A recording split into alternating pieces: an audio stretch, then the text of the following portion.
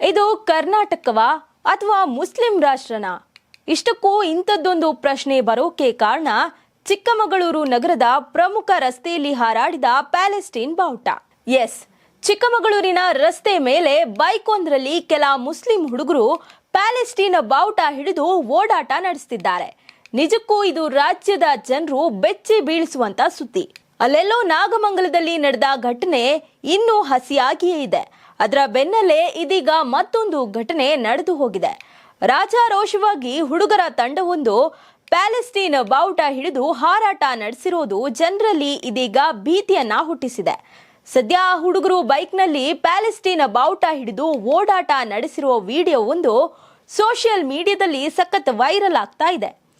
ಇಷ್ಟಕ್ಕೂ ಆ ಬಾಲಕರಿಗೆ ಪ್ಯಾಲೆಸ್ಟೈನ್ ಧ್ವಜ ಸಿಕ್ಕಿದ್ದಾದ್ರೂ ಹೇಗೆ? ಈ ಪ್ರಶ್ನೆ ಸದ್ಯಕ್ಕೆ ಎಲ್ಲರಲ್ಲೂ ಕಾಡ್ತಿದೆ.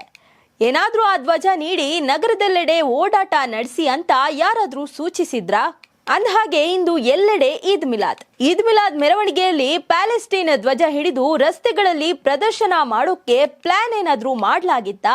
ಈ ರೀತಿಯ ಪ್ರಶ್ನೆಯು ಇದೀಗ ಹರಿದಾಡ್ತಿದೆ.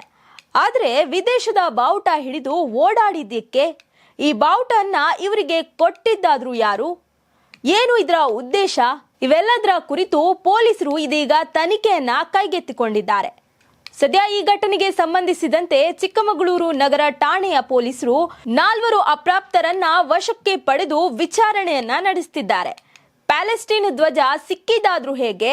ಇದನ್ನ ಅವರ ಕೈಗೆ ಯಾರು ಕೊಟ್ಟವರು?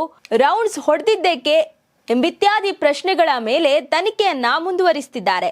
ಅಲ್ಲಿನ ಪೊಲೀಸ್ ಇನ್ವೆಸ್ಟಿಗೇಟರ್ ವಿರಾಜ್ ನೇತೃತ್ವದಲ್ಲಿ ತಂಡವೊಂದು ರಚನೆಯಾಗಿದ್ದು, ಪ್ಯಾಲೆಸ್ಟೈನ್ ಧ್ವಜ ಹಾರಾಟದ ಪ್ರಕರಣವನ್ನ ಗಂಭೀರವಾಗಿ ಪರಿಗಣಿಸಿರುವ ಪೊಲೀಸರು ಚಿಕ್ಕಮಗಳೂರು ನಗರ ಮೊದಲೇ ಕೋಮು ಗಲಭೆಗೆ ಸದ್ದು ಮಾಡಿದ ಊರು.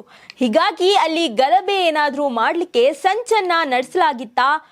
ಇದೇ ಇದರ ಉದ್ದೇಶ ಆಗಿತ್ತಾ ಅಂತ ಕೆಲವು ಹಿಂದೂ ಸಂಘಟನೆಗಳು ಆಕ್ರೋಶವನ್ನ ಹೊರಹಾಕಿದವೆ. ಅದೇನೇ ಇರಲಿ, ಶಾಂತಿ ಸೌಹಾರ್ದಕ್ಕೆ ಧಕ್ಕೆಯಾಗುವಂತಹ ಪ್ರಕರಣ ಇದಾಗಿದ್ದು, ಪೊಲೀಸರು ಗಂಭೀರವಾಗಿ ಈ ಪ್ರಕರಣವನ್ನ ಪರಿಗಣಿಸುವ ಮೂಲಕ ಶಾಂತಿ ಕಾಪಾಡಲು ಮುಂದಾಗಬೇಕಿದೆ. ಇದಷ್ಟೇ ಅಲ್ಲದೆ ಕೊಪ್ಪಳ ಜಿಲ್ಲೆಯ ಗಂಗಾವತಿಯ ಕಿಲ್ಲಾ ಏರಿಯಾದಲ್ಲೂ ಈದ್ ಮಿಲಾದ್ ಆಚರಣೆ ಹಿನ್ನೆಲೆಯಲ್ಲಿ ಬ್ಯಾನರ್ ಒಂದನ್ನ ಅಳವಡಿಸಲಾಗಿತ್ತು. ಆ ಬ್ಯಾನರ್ನ ಒಂದು ಭಾಗದಲ್ಲಿ ಫ್ರೀ ಪ್ಯಾಲೆಸ್ತೀನ್ ಎಂದು ಬರೆಯಲಾಗಿದೆ. ಆ ಬರಹ ನೋಡಿದ ಹಿಂದೂ ಸಂಘಟನೆಗಳು ಇದೀಗ ವಿರೋಧವನ್ನ ವ್ಯಕ್ತಪಡಿಸಿದೆ.